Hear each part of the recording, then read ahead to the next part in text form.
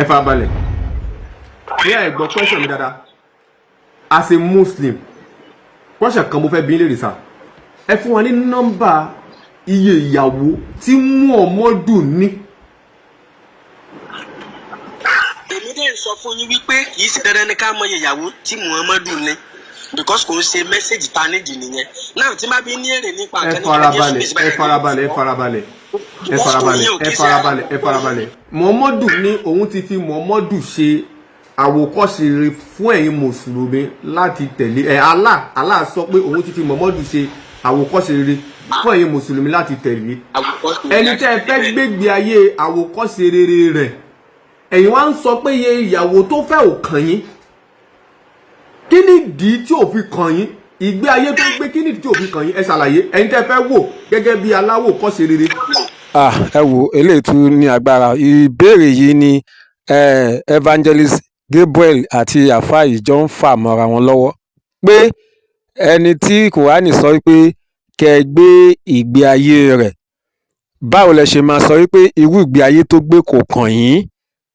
Alfa dẹ̀ ń dáhùn pé kò kan àwọn ẹ gbọ́ ṣé bó ṣe yẹ kó rí nìyẹn ẹ jẹ́ n fídíò sílẹ̀ fún yín ká wo ohun tí wọ́n fi parí ibi tí wọ́n conclude ọ̀rọ̀ wọn sí ibi tí wọ́n parí ọ̀rọ̀ wọn sí ẹ jẹ́ kádìjọ ẹ bá mi share fídíò yìí ẹ jẹ́ kó lọ viral kádìjọ kọ́ ẹ̀kọ́ torí ìgbé ayé tí Jésù Kristi gbé ó kan èmi ó dẹ̀ tẹ́ mi lọ́rùn òun mo mọ ìgbé ayé tó gbé mo study ẹ̀ dáadáa Bíbélì fìdí ẹ̀ múlẹ̀ tí mo sì gbà á gbọ́ lèmi ṣe ń jẹ́wọ́ l'Olúwa àti olùgbàlà mi so mi bó ṣe wá jẹ́ ní ọ̀dọ̀ ti bóyá Alfa ló kàn sọ tiẹ̀ ni bóyá kò rí bẹ́ẹ̀ lọ́dọ̀ àwọn mùsùlùmí tó kù ẹ jẹ́ ká pàdé ní comment section bó bá ṣe rí lọ́kàn yín ó yẹ já kádìjọ wo fídíò yìí ẹ ṣé. ẹjọ ọgá ẹ máa gbọ́ mo tiẹ̀ wò pé tó bá tiẹ̀ dénú exam tó bá sọ fún wọn pé kán write story àbá Muhammad ṣé wọ́n á ní kó kà wọ́n nínú ìrìn àjò yẹn ni bóyá wọ́n lè kọ́ bẹ̀ kódò wọn lè pọ̀. ó yẹ ṣàlàyé fún bẹ́ẹ̀ ni.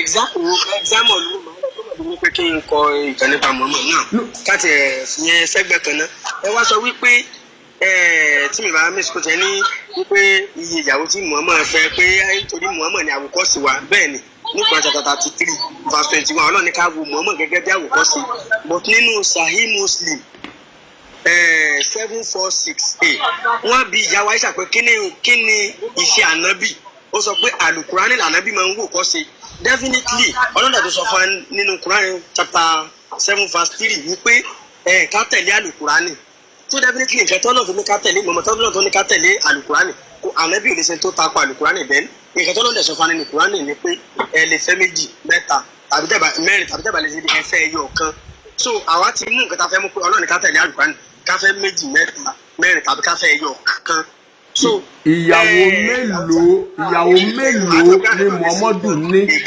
ìbéèrè ní sà ìyàwó mélòó ni Muhammadu fẹ́. kò nídìí iye ìyàwó tó fẹ́ gbàtọ́rọ̀ ti ní ká tẹ̀lé Kùránì dẹ̀ ti pa wá láti ní. ṣẹ́yọ kan ló fẹ́ ni ṣé méjì ló ní ni ṣé mẹ́ta ló ní ni ṣé mẹ́rin ló ní ni ẹ ṣàlàyé fún wa come to Islam ẹ ṣàlàyé fún gbogbo ayé wọ̀nyí báyìí nísìnyí. kò ṣeé sọ. ẹ máa gbọ́ wọ́n ní kí wọ́n ní súnà ànábì gbà tó yẹ pé mọ ìyàwó tó fẹ́ súnà ànábì náà ní Kùránì because inú ẹ̀ ni mo kà lẹ́ka pé wọ́n bi ìyàwó Àìṣà pé kí ni súnà ànábì wọ́n mi pé sí ànábì ó dẹ̀ sọ pé Kùránì ni. question tí mo béèrè Mr. Ali ẹjọ mo bọ question tí mo béèrè. ṣé gbọ́ Yorùbá. come to Islam. ṣé gbọ́ Yorùbá ni. question yìí wà very simple ó wà very simple question tó béèrè ó wà very simple. ẹ má bínú o tẹ bá béèrè nípa Jésù lọ́wọ́ mi lónìí sìn I will tell you how he lived his life what he did during his life he lived on earth ẹni sùúrù. ẹ farabalẹ̀ come to Islam ẹ tún ìdáwọ́ náà we need the number question tẹ gbọdọ̀ answer ní tẹ́bàtì wọn pẹ́ ilé answer ẹ máa dọ́kun the number iye ìyàwó tí Muhammadu ní òun la nílò lọ́wọ́ yín sà. ẹ máa gbọ́ tí bí mo ṣe dá yín lóhùn bá tẹ́ lọ́rùn bóyá kí n béèrè question kan nípa ti Jésù tẹ bẹ́ẹ̀ bá ṣe wá dá mi lóhùn ní ìfọdà máa fún amọ̀dọ́ àṣà tẹ̀ ní. ọ̀rọ̀ question yẹn kọ́. ẹ má bínú sẹ ẹ come to Islam ṣé yìí ti gbàgbé pé Muhammed gan fún ara ẹ̀ sọ fún inú Quran pé if you do not believe in in the book which I have given to you. I want you to go back and refer to the Injil. Mr. Alfa dam ṣẹ́rí mi fẹ́ lọ síbẹ̀ yẹn ó ní reason ẹjọ́ mi fẹ́ lọ síbẹ̀ yẹn sà. Come to Islam only reason why tí mo fi gbé come to Islam okay, and you must answer me iye ìyàwó mélòó is going to be ashamed on some Muslims tí wọ́n bá lè sọ fún wa specifically iye ìyàwó mélòó tí Muhammadu ní. Come to Islam, unmute yourself. We need a specific number. According to the Quran, ẹ̀yin náà ti sọ lẹ́ẹ̀kan pé Allah ní kẹfẹ́ kìíní, kẹfẹ́ méjì, kẹfẹ́ mẹ́ta, kẹfẹ́ mẹ́rin. Àbí no problem. Mélòó ni Muhammadu ní gbogbo ayé ń gbọ́ yín báyìí? Ó yẹ ṣàlàyé. Ẹ ṣe èmi náà sọ fún yín wípé Ọlọ́run sọ pé ká tẹ̀lé ànábì. Náà kí la dẹ̀fẹ́ tẹ̀lé ní lọ́dọ̀ ànábì náà ni ìwé tọ́lọ́run fi rán. Come to Islam. Come to Islam. What I need from you, check gbogbo explanation yẹn kò. Ọlọ́run sọ fún wa nínú Kùránì. Ẹ farabalẹ̀. Ọlọ́run ò sọ fún yín iye ìyàwó tí Muhammadu ní bẹ́ẹ̀ lábẹ́kọ̀ọ́. Bẹ́ẹ̀ni. Níbo lẹ ti wá lè rí iye ìyàwó tí Muhammadu ní níbo lẹ ti lè rí? Àbí kò sí tẹ́ ti lè rí bí kankan pé iye ìyàwó tí Muhammadu ní ni o. Èmi ò wulẹ̀ wá because mi ní. Ẹ wá. Ṣé ẹ lè dárúkọ ìyàwó kan àbí ìyàwó méjì nínú ìyàwó tẹ mọ̀mọ́ Muhammadu? Bẹ́ẹ̀ni. Ó yẹ dárúkọ. Aisha àtòkè. Mo mọ Khadija. Ẹ mọ Khadija òkè tatúni. Bẹ́ẹ̀ni. Àwọn tí mo mọ̀ nìyẹn mo dẹ̀ mọ̀ Zainab. Ẹ mọ Zainab ó di mẹ́ta àti kílẹ̀ túmọ̀. Ó tó àwọn tí mo mọ̀ nìyẹn. Ẹ sọ pé Mo ní tó tà. Ẹ máa gbọ́ ẹni mélòó ni ìyàwó tó fẹ́ gbọ́. kọ́ wá bá wa mú Khadija tí wà nù Quran báwọn. Ẹ mú Khadija jáde fún wa nù Quran. Ẹ máa gbọ́ orúkọ àwọn ìyàwó ẹ̀ gan mi nídìí ẹ̀ bọ́ mo ẹ fún wa ní Khadija tí ẹ fún wa Khadija tí nù Quran wọ́n ti bí léèrè ìbéèrè yẹn gbogbo Khadija wà nù Quran tá láti dárúkọ Khadija. Ẹ máa gbọ́ mo sọ pé orúkọ àwọn ìyàwó ẹ̀. Ẹ fún wa ní Khadija tí jáde nù Quran tó dáa pé Quran nìkan ọ̀rọ̀ tí Allah ẹ fà bẹ ẹni ọ̀rọ̀ tí Allah bá sọ nìkan lẹ fẹ́ ẹ fún wa níbi tí Allah ti dárúkọ Khadija tí fún wa. Kò síbi tí mo sọ fún pé Quran nìkan nǹkan tí mo kà sọ fún ni pé knowledge tí mo need ni Quran knowledge not any other knowledge tí mo need fún ìgbésí ayé. Ọmọ àgbọn náà ṣé kí n wá fẹ́ yàwó kí n wá lọ sọ ní Aisha ni àbí kí n lọ sọ ní Zainab. Ẹ fún wa níbi tí Allah ti dárúkọ Khadija. Ẹ fún wa nítorí ẹ ti sọ pé ọ̀rọ̀ Allah ẹ sọ pé ẹ wọnú àdìtì kan jáde ẹ ní Aisha ti ń sọ yí pé Quran Muhammadu ó máa ń ka Quran ibẹ Quran ni Muhammadu fi máa ń ṣe àwò kí lẹ sọ. Ìgbésí ayé ẹ sí ẹ wá fún wa níbi tí Allah ti wá dárúkọ Khadija ti fún nínú Quran. Kò sínú Quran because I need it. Nǹkan tá a bá nídìí lọ́lọ́ máa sọ fún wa. Báwo lẹ ṣe wá mọ̀ pé Khadija ni torí ẹ dárúkọ Khadija ẹ sọ pé Quran kan lẹ fẹ́ báwo lẹ ṣe wá mọ̀ pé Khadija yàrá àwọn ìyàwó Muhammadu ni. Thank you Jesus bí rọ́bà lọ lóko ọdún òtútù fara ẹjọ́. Mo dárúkọ ẹ̀ ẹni sùúrù mo dárúkọ ẹ̀ kì í ṣe nítorí pé mo nídìí ẹ̀ mo nítorí pé mo ní knowledge ẹ̀. So that is. Níbo lẹ ti rí knowledge yẹn. Nínú hadith. Hadith lẹ́yìn ò gbà wọlé. Ìjọ́ wo mo sọ fún pé mi gbà hadith tó bá tako Quran ni mi gbà. So ẹ fún wa ní orúkọ Khadija tí nínú Quran torí kò sí Khadija nínú Quran. Kò sí. Ẹni sọ mo ní kò sí bẹ́ẹ̀ ẹ dáhùn kí n ládùúgbẹ́ máa fà. Kò sí bẹ́ẹ̀. Sẹ́yìn ògbọ́n kan tẹ sọ ẹ ní hadith tó bá tako Quran lẹ gbà ẹ wá fún wa ní Khadija tí ibi tí Allah ti dárúkọ Khadija nínú Quran torí náà hadith lẹ ti rí Khadija ẹ farabalẹ̀ àárí Khadija nínú Quran ṣùgbọ́n àrí Khadija nínú hadith ẹ̀dẹ̀ gbà wọlé ẹ wá fún wa ní Khadija nínú Quran. Ẹ wá fún mi ní bí Khadija ṣe tako Quran bó ni the word Khadija bó ṣe tako Quran ẹ̀yẹ mú wa. Ẹ̀yin lè máa ṣe torí ẹ̀yin sọ pé anything tí ò bá ti sí nínú Quran ẹ̀ nígbà wọlé àdẹ̀ rí Khadija nínú Quran ẹ̀yin ni ọ̀rọ̀ yín la fi ń da ilé ẹjọ́. Ẹni sọ ara rọ́tẹ̀ máa ń pa ní ìgbà wọn sọ pé anything tí ò bá ti sí nínú Quran. Àní tó bá tako Quran. So ṣe ti ráwọn yẹn yín ẹ̀yin Christian ẹ̀ ń fọ̀rọ̀ sí mi lẹ́nu ọ̀rọ̀ tí. Come to Islam hold on. Sọfíà ara àwọn ìyàwó Muhammadu. Jordan ẹjọ́ come to Islam ṣẹ́rí ó yẹ ká ẹ lọ fi bí ọ̀sẹ̀ méjì sí mẹ́ta ká ẹ fi rìláàsì ẹgbà tẹ jẹ lọ́wọ́ TS ìkànnì ayẹyẹ ń gbé káàkiri tẹ gbé débi ẹ fún wa níbi tá a ti sọ̀rọ̀ tó ti sọ̀rọ̀ Khadija tù nínú àlùkùránù nínú Quran ẹ mú jáde fún wa. kí lẹ́ni kí mú jáde. Kọ̀díjà ni. Kí ni Kọ̀díjà àti bá ní kí mú jáde. Ṣé Kọ̀díjà yẹn kí ló dé tá lóò mẹ́sàn orúkọ ẹnu Quran? Ẹ̀sùn tako Quran.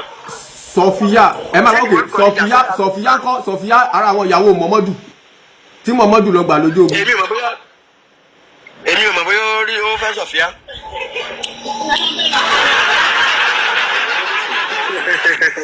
Evangelist o.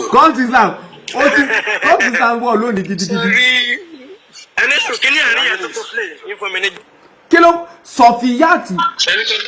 Lọ́dún Islam yìí bàbá Sàlá ni bàbá Sàlá olùmọ̀pá yẹn lẹ́nu bàjẹ́. Yusuf náà fẹ́ dà lọ́pọlọ olórí ìlú kẹ́rí ẹ̀wù ọmọ ológo ni Yusuf wọ́n kẹfẹ́ dórí bọ̀bọ̀ Yusuf Michael lórí ìlú mílíọ̀n. Bàbá. Ẹ jọ̀ọ́ ṣé mo lè sọ̀rọ̀? Ẹ lè sọ̀rọ̀ báyìí. Ẹ ṣe come to Islam ṣe rí gbogbo nǹkan tẹ̀sán àtàrà ni mò ń gbọ́ ṣe ń gbọ́ mi sà. Ẹ sọ pé nǹkan tó bá tako Quran bẹ́ẹ̀ ni ẹ̀gbá wọlé. Àwọn tó ń bá yín sọ̀rọ̀ wọn ò dẹ̀ bá yín ágìrì. Báwo wá ní iye tìyàwó tí Muhammed fẹ́ tí wọ́n sọ pé ìyàwó mẹ́rin ìyàwó Muhammed fẹ́ ṣé yẹn náà tó tako Quran lẹ̀ ṣe fẹ́ dáhùn nàbí báwo. Ẹni sùúrù tí máa sọ kankan fún nípa Jésù outside Bible ṣe máa sọ ẹni sùúrù. Come to Islam mi ò láì game tẹ́ máa ń play ṣé iye ìyàwó tí ànábì fẹ́ tí wọ́n bí yẹn ṣé yẹn náà tó tako Quran nílẹ̀ ṣe fẹ́ dáhùn nàbí báwo. Question tí wọ́n bí pé ìyàwó mélòó ni ànábì fẹ́ yẹn ṣó tako Quran lẹ̀ ṣe fẹ́ dáhùn yẹn. Mi ìmọ̀ torí kò sínú Quran mi mọ́. Mọ̀ ẹ̀dẹ̀ mọ́ Kọ́díjà. Quran kẹ̀. Bẹ́ẹ̀ ni. Mọ̀ ẹ̀ mọ́ Kọ́díjà sí Kọ́díjà wà nù Quran ẹ̀ bí mọ̀ ẹ̀ yẹn. Come to Islam ṣé Kọ́díjà yẹn wà nù Quran ẹ̀ bí mọ̀ Kọ́díjà ń tiẹ̀ ni. Ẹjọ́ ẹ má bínú. Mr. Jordan ẹ má bínú. Ẹjọ́ ẹ má jà pariwo ẹ má jà sọ́dàrú ẹjọ́ ẹ má bínú sà. Màá hand over mic fún sí. Come to Islam ẹ ò mí tara yín. Ṣé Kọ́díjà yẹn wà nù Quran ẹ̀ bí mọ̀ òun?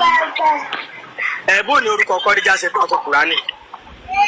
Báwo ni pẹ́sẹ̀ tí wọ́n bí yín báwo ló ṣe takò Kùránì èmi náà mo fẹ́ gbọ́. Because wọ́n bí yín ìyàwó mélòó náà ló bí fẹ́ ok iye ìyàwó báyìí ni o iye báyìí ni o sípò àṣẹ́bìsì ẹ̀dẹ̀ ń dà wọ́n. Mo ní mi ìmọ̀ nítorí kò sínú Kùránì mi mọ̀. Báwo lè ṣe wá mú Kọ́díjà ẹ sọ yẹn báwo lè ṣe mú pàtẹ́ ìmọ̀ ìyàwó ìyàwó fẹ́. Evangelist ẹ bá drop ẹ̀kẹ́ wá mùsùlùmí mi wá sí ẹ̀tẹ̀lẹ̀ ìbá sọ̀rọ̀. Ó lè rí ju wa ẹjọ́ number one ṣẹ́rí number one ibi dájú ọmọ bọ̀ọ̀nù ṣẹ́fẹ́ sọ̀rọ̀ mo fẹ́ end everything báyìí. Mo fẹ́ gba Jordan sọ̀rọ̀ Jordan ẹ jọ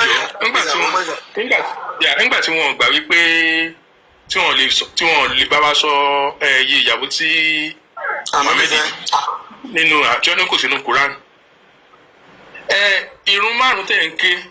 Dádì mi ti fẹ́ lọ bẹ̀yẹn sà mo fẹ́ end everything tí ma ti end ẹ wà lọ bẹ̀yẹn ṣẹ́gẹ́ sà mo fẹ́ end everything ó ní ìdìbò fi hàn pé mo fẹ́ end everything kí gbogbo yẹn gbọ́ ẹ máa lọ bẹ̀ bá sà now ẹ̀yin ènìyàn ẹ jẹ́ ká wo nǹkan kan mo fẹ́ end everything mo fẹ́ mẹ́ndì gbogbo pàtì iye ìyàwó tí Muhammadu fẹ́ ẹ jẹ́ ká béèrè lọ́wọ́ Google ó dẹ̀ ní reason why now ìdí tó fi jẹ́ problem fún àwọn tó bá ń deny hadith láti fún wa ní specific number iye ìyàwó tí Muhammadu fẹ́ rè mo fẹ́ ká jọ wò. Ṣé àdìsí fún ní specific number? Ẹ farabalẹ̀ àwọn sírọ̀ yín fún wa. Ọjọ́ come to Islam kẹ́ bá tó sọ̀rọ̀ nígbà tí post bá sọ̀rọ̀ lọ́wọ́ a máa drop yín o. Àwọn tí wọ́n á fi sọ̀rọ̀ ká ẹ dákẹ́. Àwọn sírọ̀ wọn tiẹ̀ fà sírọ̀ yẹn ni mo wá bíbá tí mi rí mo rò pé inú bíbá ló wà ní sírọ̀ yẹn ni mo wá bíbá tí mi rí. Now ẹ wo iná total number tó fún wa 13 wives òun ló fún wa. Now àwọn tó máa ń deny hadith tó máa ní Quran kan làwọn gbà ibi tó ti máa ń ní problem nìyẹn òun ló ṣe àwọn méjèèjì tó ṣe Alfa Yusufu àti come to Islam. mo ń bọ̀ ẹjọ́ bá mi mú tiwọn ẹjọ́ mo fẹ́ make some mission madẹ́ end everything so dáadé ọmọ bọ́ọ̀rún máa engage pẹ̀lú ibi tí wọ́n fẹ́ engage lọ. Now ẹ̀yin sọ pé ẹ gbà dit pé Quran lẹ fẹ́ ẹ wá fún wa ní àwọn abílẹ̀ kí ló dé wá sọ pé torí pé ọ̀pọ̀ àdìtì tako ọ̀rọ̀ aláwọ̀. àwọn abílẹ̀ pé ìyàwó mélòó ni Muhammadu fẹ́. Meanwhile, according to one by 13 wives ni Muhammadu fẹ́ 13 wives. Nítorí ọ̀pọ̀ ìyẹn tí wọ́n rí kọ́ nípa Muhammadu ó tako Quran. Torí ẹ̀ lè fi gbà wọlé. Àwa bí ẹ̀yin tẹ́ sọ pé Quran lè gbà yín wọlé yẹn. Ẹ fún wa níyàwó tí Muhammadu ní ibẹ̀ lu wàhálà ti wá dé. Allah sọ fún wa. Allah sọ fún wa. Ok. Ṣé lè dárúkọ bí ẹyọkan méjì lára àwọn ìyàwó bẹ́ẹ̀ ni lẹ bá bẹ̀rẹ̀ lẹ dárúkọ Khadija, lẹ dárúkọ Aisha, lẹ dárúkọ Zainab. Ó yẹ fún wa ní Khadija nínú Quran lórí ìgbọ̀n. Torí pé Quran gangan sọ fún ẹ̀yin mùsùlùmí pé ìyàwó mẹ́rin lẹ́wà pàmítẹ̀ láti fẹ́ tẹ́ bá lè ṣe déédé. Muhammadu ó dẹ̀ fẹ́ 13. Technically baba knockout ni ìgbé ayé Muhammadu yẹn ó ti tako ìgbé ayé Quran fún àwọn tó bá dúró lórí pé Quran làwọn fẹ́ máa dúró lé lórí. Torí pé kí ni ọ̀pọ̀ ohun tí wọ́n rí kọ́ nínú hadith tó tako Quran. Torí pé ẹ̀rí pọ̀ pé Muhammadu fẹ́ ju ìyàwó mẹ́rin lọ. Òun ló fa problem fún yín tẹ́lẹ̀ fún wa ní iye number of ìyàwó tó ní. Allah sọ. Òun ló fa problem nìyẹn. So ìwọ́n tó ẹni tó bá ti ń dì náà hadith tó bá ti lè débí ohun tí màmá bí ẹ léèrè nìyẹn. Fún wa ní specific numbers of wives tí Muhammadu ní. God bless everyone. Amen.